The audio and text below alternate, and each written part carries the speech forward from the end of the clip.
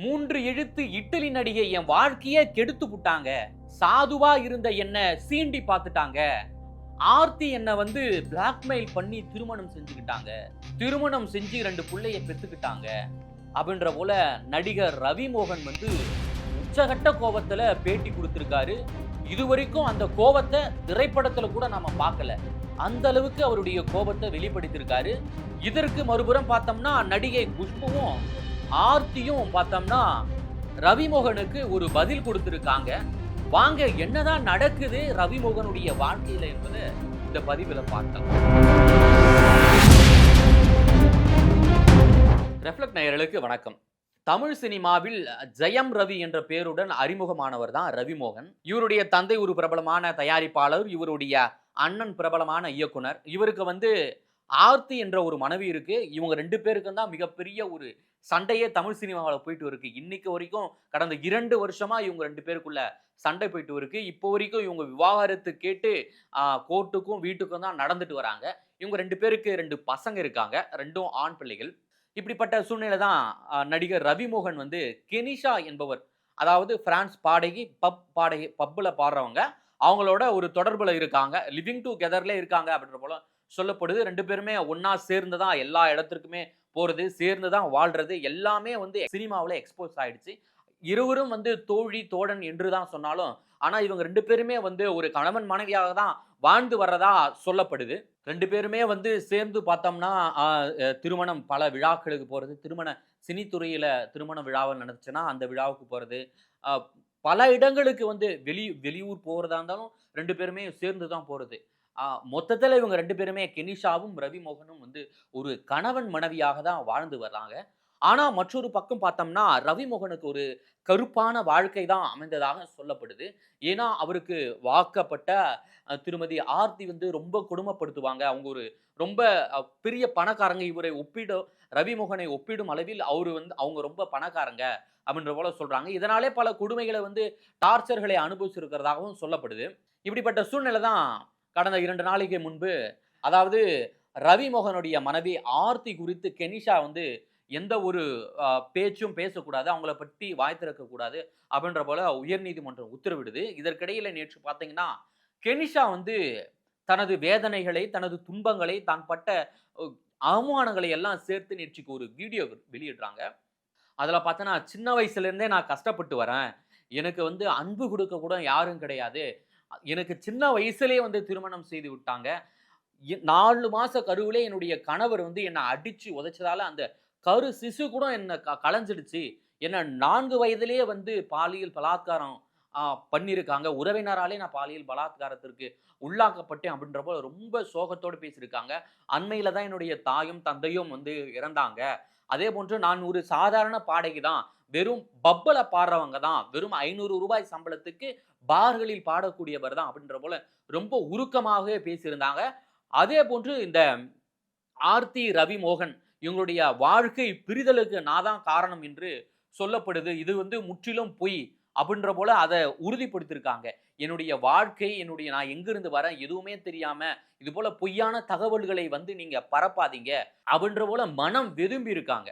தொடர்ந்து அதாவது ரவிமோகனுக்கு அன்பை கொடுக்க, என்னுடைய அன்பை பரிமாற்றம் செய்ய இந்த உலகம் இடம் கொடுக்கவில்லை, இந்த உலகம் ஏற்றுக்கொள்ளவில்லை, ரவிமோகனை நான் பிரிகிறேன் அப்படின்ற போல சொல்லி ரொம்ப வருத்தத்துடன் கண்ணீருடன் நேற்றுக்கு ஒரு வீடியோ வெளியிட்டிருந்தாங்க. தொடர்ந்து நான் சென்னை விட்டே போறேன் அப்படின்ற போல ஒரு ரொம்ப உருக்கமாகவே கண்ணீர் விட்டு பேசியிருந்தாங்க. இந்த வீடியோ ரொம்ப பரபரப்பையும் ஏற்படுத்துச்சு. என்னடா இது, 2 பேருமே சேர்ந்து வாழ்ந்து வந்தாங்க, ரவிமோகனும் கெனிஷாவும் 2 பேரும் சேர்ந்து வாழ்ந்து வந்தாங்க, என்ன ஆச்சு இவர்களுக்குள்ள அப்படின்ற போல இன்னொரு பக்கம் டாக் போயிருந்தது. அதே போல கடந்த ஒரு 3 நாளைக்கு முன்பாக தான் 2 பேரும் ஒரு இசை நிகழ்ச்சியில கட்டி பிடித்துக்கொண்டு ஒரு புகைப்படம் வெளியிட்டதையும் அவங்க ஷேர் பண்ணியிருந்ததை நம்மளால பார்க்க முடிஞ்சது. ஏன் இந்த முடிவு அப்படின்ற போல எல்லாருக்குமே ஒரு குழப்பம் தான். இப்படிப்பட்ட சூழலில் தான் ரவிமோகன் ஒரு உச்சகட்ட கோவத்துல, யாரும் எதிர்பார்க்காத அளவில் ஒரு கோவத்துல இன்னைக்கு பிரஸ் மீட்ல ஒரு பேட்டி கொடுத்திருக்காரு.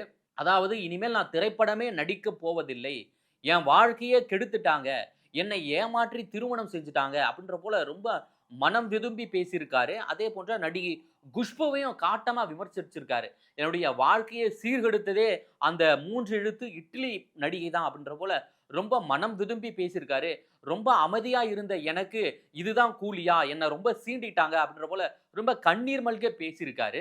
என்னுடைய குடும்பத்துல வந்து நான் மட்டும் தான் சம்பாரிக்கிறேன். அண்ணனும் சும்மா தான் இருக்காரு. அப்பாவும் சும்மா தான் இருக்காரு. நான் மட்டும் தான் உழைச்சு வந்து குடும்பத்த காப்பாத்தின்னு இருக்கேன். இப்போ எனக்கு மட்டும் தான் வருமானம் இருக்கு. ரொம்ப வாடகை வீட்டுல வசிக்கிறேன் அப்படின்ற போல தொடர்ந்து தன்னுடைய வருத்தத்தை சொல்லிட்டு வராரு. அதேபோல குழந்தைகள கூட பார்க்கிறதுக்கு வந்து ஆர்த்தி வந்து அனுமதிக்கிறது கிடையாது. 2 குழந்தைகளும் பார்க்கறதுக்கு நான் ரொம்ப ஏக்கமா இருக்கேன். ஒண்ணா இருந்தபொழுது குழந்தைங்க என்னோட கேரம் போர்டு விளையாடுவாங்க, செஸ் விளையாடுவாங்க. நான் தோற்று போவேன். அப்படின்ற போல அந்த நினைவுகள ரொம்ப பகிர்ந்து கொண்டிருக்காரு. மேலும் வந்து அந்த குழந்தைகள் பள்ளிக்கு போகும்போது பார்க்கலாம். அப்படின்ற போல நினைச்சால் கூட அந்த குழந்தைகளுக்கு வந்து பாடிகார்டு வந்து அனுப்புறாங்க. அந்த அளவுக்கு கொடூர மனம் படைத்தவர்களா இருக்காங்க. அப்படின்ற போல ரொம்ப மனம் விரும்பி பேசியிருக்காரு. மேலும் வந்து நான் சம்பாதித்த பணத்த கூட என்னால சுகபோகமா செலவழிக்க முடியல. அந்த அளவுக்கு எனக்கு மன உளைச்சல வந்து அவங்க உண்டாக்குறாங்க. இனிமேல் நான் வந்து திரைப்படமே என்னால நடிக்க மாட்டேன், நடிக்க முடியாது அப்படின்ற போல கண் கலங்கி பேசியிருக்காரு. எந்த அளவுக்கு வந்து திரைப்படத்தின் மீது அவருக்கு ஆசை இருந்து, எந்த ஒரு ஆர்வத்தில அவர் இந்த திரைப்படத்திற்கு வந்தாரோ, ஆனா அதே அ ரவிமோகன் வந்து எந்த அளவுக்கு வந்து பாதிக்கப்பட்டு அவரு எந்த அளவுக்கு ரொம்ப மனம் விரும்பி பேசியிருக்காருன்னு பார்த்தோம். இதன் மூலம் நமக்கு தெரிய வருது. தொடர்ந்து இனிமேல் வந்து என்னுடைய திரைப்படங்கள் இனிமே ரிலீஸ் ஆகாது. இந்த தமிழ் சமூகத்துக்காக நான் வந்து பெண்கள் ஃபெமினிஸ்ட் படங்கள்லாம் அதிகமா தேர்ந்தெடுத்து நடிச்சேன். அதேபோன்று நான் நடித்த பெரும்பாலான படங்கள் வந்து ஹிட் படங்கள். ஆனா என்ன வந்து இப்படி வந்து கொடுமைப்படுத்துறாங்க அப்படின்ற போல வந்து ஒரு என்ன சொல்றது? ஒரு நடிகர் இந்த அளவுக்கு ஒரு உச்சபட்சத்துல இருந்து ஒரு மனைவி மீது அ ஒரு குற்றச்சாட்டு வைக்கிறது, உள்ளபடியே வந்து பார்க்கக்கூடிய அனைவருக்கும் பெரும்பாலும் இந்த குடும்ப பெண்களே பார்த்தாங்கன்னா, இந்த வீடியோவ பார்த்தாங்கன்னா, அந்த அளவுக்கு கண் கலங்கி போவாங்க. அந்த அளவுக்கு வந்து ரவிமோகன் வந்து தன்னுடைய வாழ்க்கையில பட்ட துன்பங்களை வந்து வெளிப்படுத்தியிருக்காரு. அதேபோன்று மருத்துவ செலவு கூட என்னிடம் காசு கிடையாது. இவங்க ஆர்த்தி பிரிஞ்ச 2 வருஷங்கள் வந்து நான் காசு இல்லனாலும் ரொம்ப சந்தோஷமா இருந்தேன் அப்படின்ற போல சொல்லியிருக்காரு. தொடர்ந்து வந்து நடிகை குஷ்பியும் கொஞ்சம் தாக்கி பேசியிருக்காரு. அதாவது அ 3 எழுத்து இட்டலி நடிகை வந்து என் வாழ்க்கையே கெடுத்துட்டாங்க. அவங்களுடைய கூட அவங்க 3 பேர சேர்த்துக்கிட்டு என் வாழ்க்கையே வந்து நாசம் பண்ணிட்டாங்க. அப்படின்ற போல ரொம்ப மனம் விரும்பி பேசியிருக்காரு அ நடிகர் ரவிமோகன். இதற்கு வந்து அ சடனாவே ஆர்த்தியும், குஷ்புவும் வந்து ரிப்ளை பண்ணியிருக்காங்க. அதாவது டிஎன்ஏ நிரூபிப்பதிலே குறியா இருக்காரு ரவிமோகன்.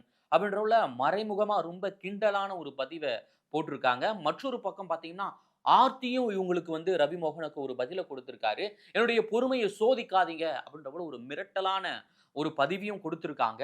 உண்மையோடு நான் வந்து எப்பொழுதுமே வெல்வேன். உண்மை என் கூட இருக்கு. என்னுடைய கண்ணியத்தோடு என்னுடைய கண்ணியமான மௌனத்தை வந்து பலவீனமாக்காதீர்கள். அப்படின்ற போல ரவிமோகனுக்கு அவருடைய மனைவி வந்து பதில் குடுத்திருக்காங்க. தொடர்ந்து இந்த பிரச்சனை வந்து கடந்த 2 வருஷமா ரவிமோகன் பிளஸ் அவருடைய மனைவி ஆர்த்திக்கும் இடையிலான இந்த பிரச்சனை கடந்த 2 வருஷமா வந்து தமிழ் சினிமாவுல வெளியாகி ரொம்ப என்ன சொல்றது?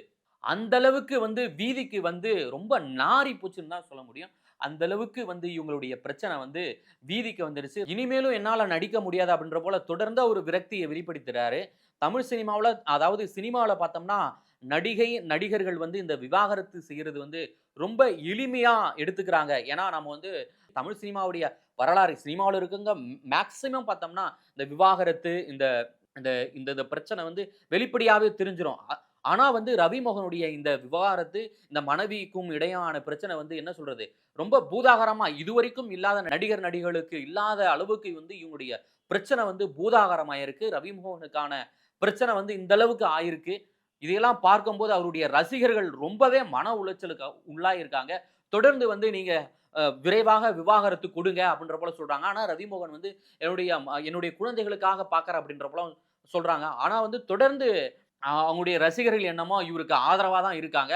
ஸோ என்னதான் இவங்க வாழ்க்கைக்கு இவங்களுடைய பிரச்சனைக்கு என்னதான் தீர்வு அப்படின்றத வந்து விரைவில் வந்து இந்த கோர்ட் உயர் நீதிமன்றமோ, உச்ச நீதிமன்றமோ தீர்மானிக்கணும் அப்படின்ற போல தொடர்ந்து அவருடைய ரசிகர்கள் அவருக்கு ஆறுதல் தெரிவிச்சு வர்றத பார்க்க முடியுது.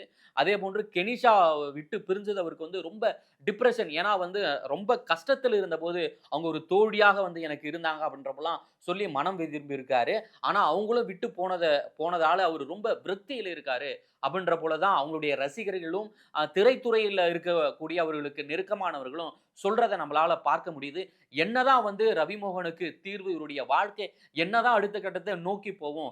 ஐயோ! பாவம் என்ற அளவுக்கு வந்து அவரை வெறுப்பவர்கள் கூட கமெண்ட் பதிவிடுறத வந்து நம்மளால பார்க்க முடியுது. என்னதான் நடக்கும் அடுத்தடுத்து என்பதை வந்து நாம பொறுத்திருந்து தான் பார்க்க வேண்டும். மீண்டும் மற்றொரு பதிவில் பார்க்கலாம். நன்றி, வணக்கம்.